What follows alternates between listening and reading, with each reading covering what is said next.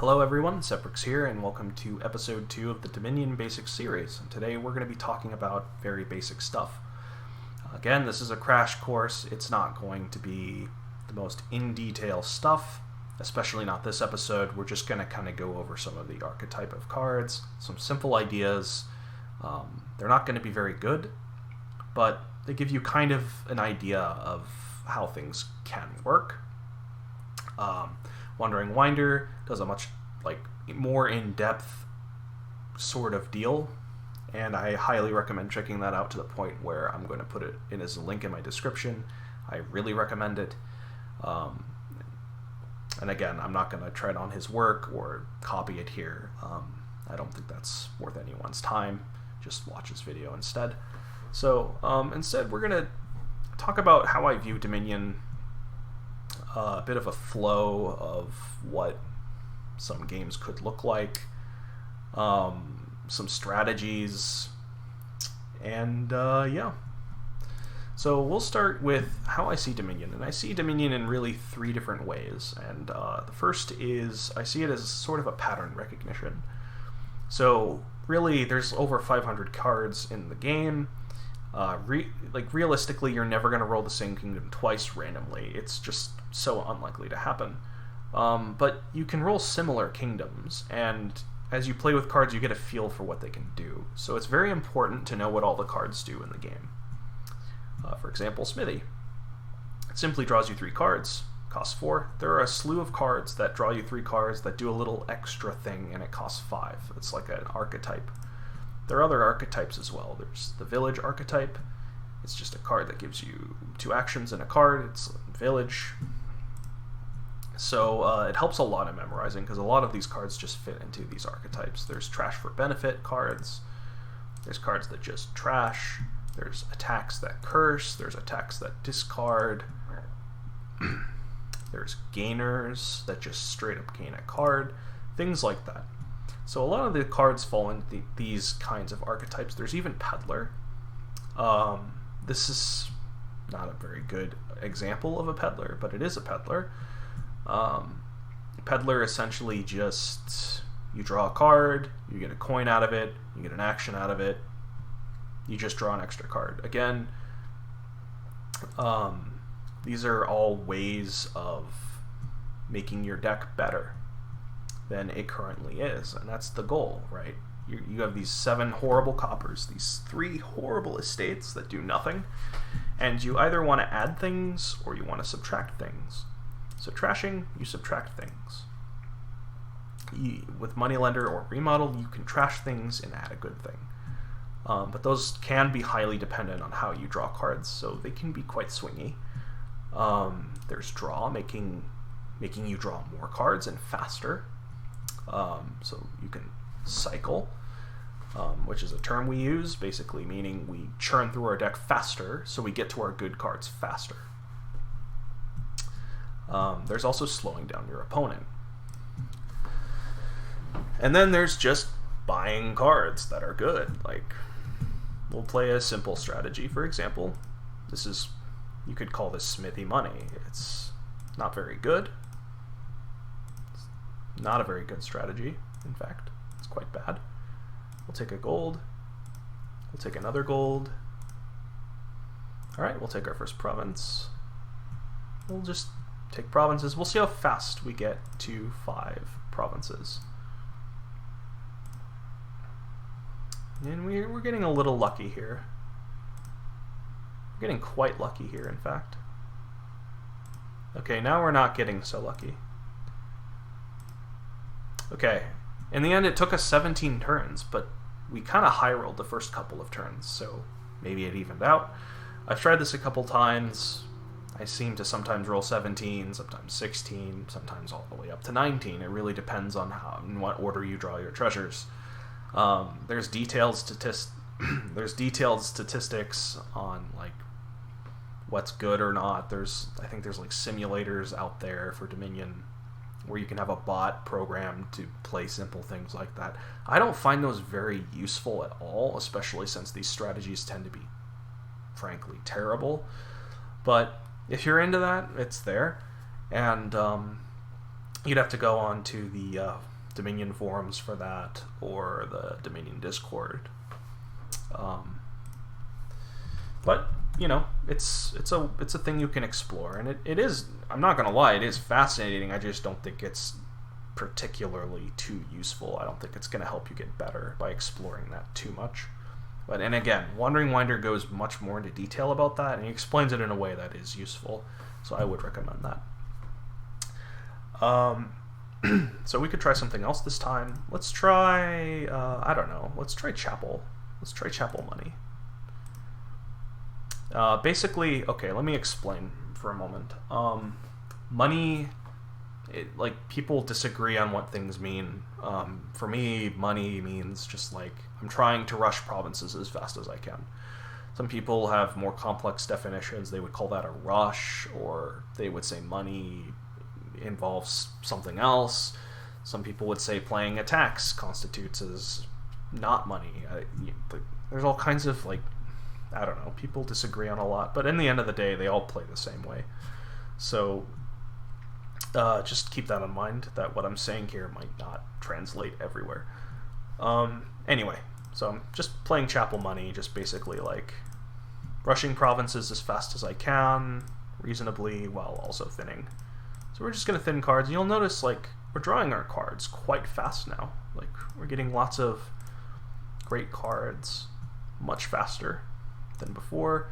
It's a bit slower, right? Like, we're not immediately getting our great cards, but look, we're already starting to hit. You're going to start noticing we start just buying province, like, a lot faster. Look at that.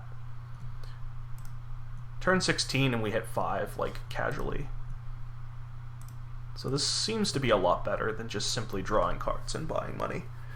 We may have also gotten lucky, and we may have also gotten unlucky. I don't know. But it gives you a flow. Like, you can thin your bad cards, and then you draw your good cards more often. You can do that in some combination as well. We're not going to do that quite yet. We're going to try another thing. We're going to try Moneylender. Let's do, like, Moneylender, Silver. And Moneylender trashes for benefit. In my opinion, Moneylender is quite a fine card to open. I would open Chapel here, because Chapel's like one of the best cards in the game, but Moneylender is fine, right? So we can trash. And again, I'm just ignoring anything complex. I'm just buying money, essentially, whenever I can. Alright. Our Moneylender bottom decks. Wow. It's quite sad, but it can happen. So you notice, like, these things sometimes just don't work out. Like, this isn't such a great roll, but, you know, it doesn't always happen. We better start buying province now. Let's start buying silvers. Our money's kind of clumping. Okay, I mean, it could have gone better. Turn 19, I'm not going to pretend like we rolled well there, but it's another way to play. And again, you saw an example, like, it's swingy, it can backfire, it doesn't thin very fast, and then you can draw it without copper as well, but it does thin copper. So these kinds of cards play best in in decks where you can control things, where you just have more control over something. So, like, for example, the Chapel deck, you had a lot more control, so Moneylender would look a little better there. For example, like, Remodel is another example. Remodel just really needs, like, I can show you briefly, like, okay.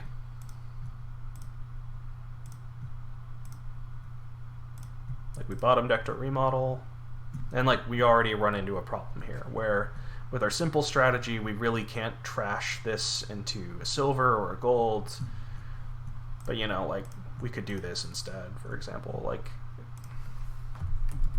it's not terrible, but it really depends on the cards on the board. And if you're playing, like, a simple money strategy, Remodel is horrible. Like, that's not the kind of card Remodel is.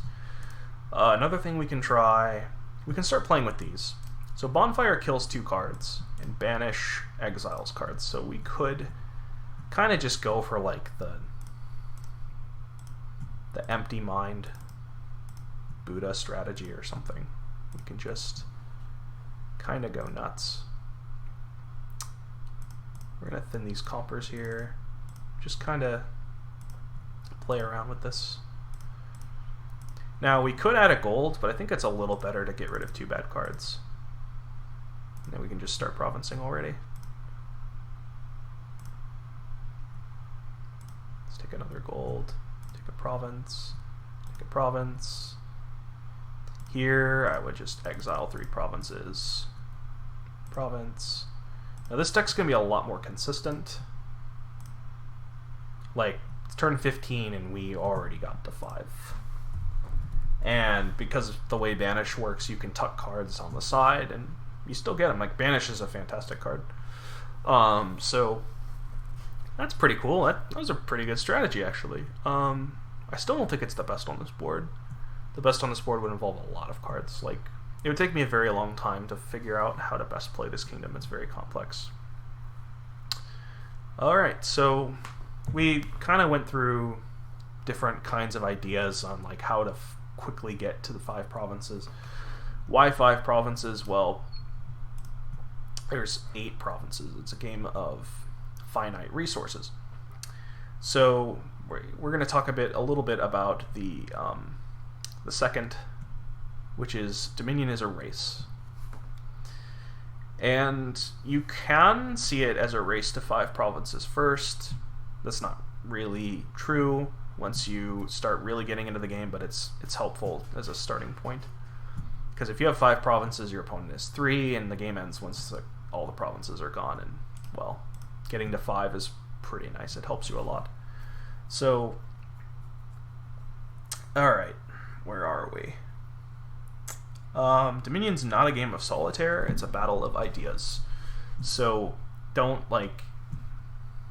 just play and not pay attention to your opponent, because what your opponent's doing is very relevant in how you will play. I think right now we've kind of exhausted the money stuff, like just rushing province as fast as we can. Now let's try building. Let's try building for a little bit here. I'm gonna try Chapel Silver. Let's kind of see how that goes. I'm just gonna play with like all the cards here, and we're just gonna kind of see where things go. I'm gonna take a market here. We are going to thin a card. Let's take another market. 3, 4, 5, 6, 7. We can thin a copper here. We're going to take a gold. I think we'll take another gold. 3, 4, 5, 6. We don't need to thin too many coppers here, because we want to kind of draw like perfect. We could buy a market gold. I think gold remodel here looks good. And I like the remodel because then I can kill the chapel. Unlucky. But you notice like it's turn 10 and we're very, very consistent. We're drawing a lot. We're getting through our great cards. This is called an engine, which basically means you're building. You're building up to do way more than single province a turn, or way more than a single thing a turn. Like, you're not rushing. You're definitely bunkering down. You're building. You're doing more things. And you can see here, like, we'll start adding some draw cards. I think draw cards are nice. Maybe not that one. That one's a little pricey. Like, we could start going really crazy here. We could do workshop, village, smithy. Not so good here. Again, I'm not playing this very great, but just to give you an idea, you can start getting some villages here. Do province, smithy. We'll just start greening now. And we'll just kind of go from here. You can workshop, gain a card. I don't know, like silver. We can do this. And it's turn 14 and we're already at 3 provinces, and we really show no signs of stopping here. Like, we look pretty okay. That's pretty nice. We can 4812. We can kill the workshop now. So what? Turn 15, and we're gonna buy a lot more than a single province a turn. So this seems clearly better than any of those singleton strategies. So I think that's important to communicate, that most of the time you want to try and build at least a little bit. Even most modern money strategies, and I say modern because a lot of like simpleton early Dominion era money strategies would involve buying like single copies of cards and silver, and they'd calculate this stuff, and it just wasn't very good. Nowadays, people tend to build a little bit, or thin a little bit, or just go for something absolutely crazy. And alright, I have to get my dog out of here. 1 second.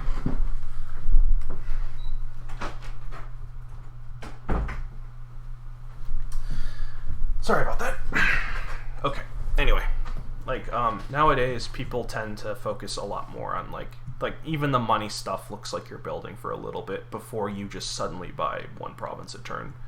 So like you'd thin to like some crazy. Anyway, like I don't know. That this kind of like blend of like how people played early Dominion versus how people play Dominion now is part of the confusion and why terms are different and people are confused. And lastly, Dominion's a game of probability. So if I like to say that Dominion's a poker variant, you play to your outs, you play the best you can with the hands you're given and the hands your opponent is given and the situation you're in. You'll notice that like I kind of whined about shuffles as I was playing this game. Like I was saying, like, oh, this shuffle's bad, or this shuffle's good, or this money was clumping up, this is random, this was unfortunate. You know, so like that's all probability, and you get kind of a feel for like what's good and what's not, what's reasonable, what isn't, as you play this game. Anyway, I think that about sums up this video. Again, it's just basic. It's just kind of a, you know, I'm not doing anything groundbreaking here. I'm just showing you some things you can do. And next time we're going to kind of deconstruct the engine a little bit more, because the engine is very, very powerful, and there's a lot of things you can do in engines that are just absolutely obscene. And I'm going to show you how I approach some of these boards, and I'm going to just, yeah, we'll just see next time, huh? So, see you all next time.